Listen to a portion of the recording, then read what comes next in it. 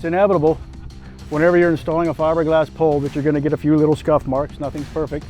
And in this particular pole, we have a little scuff mark here. Most utilities would never worry about it.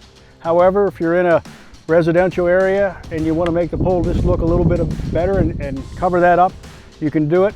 If it's a deeper gouge, let's say it's 1/4 of an inch and it's got a little bit of a gash in it, you can just get a filler. This is a fire rated filler. We do make sure that it is a fire rated filler, and it's a A and B component.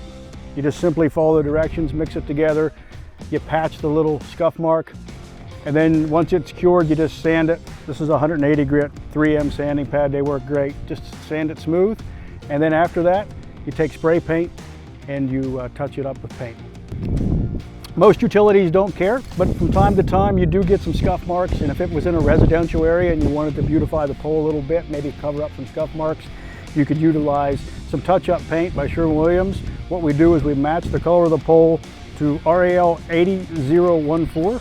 That's the color of the pole. We match the paint to it, and we can get a case of this from Sherwin, and then the utility just simply goes out and they spray the pole and you're good.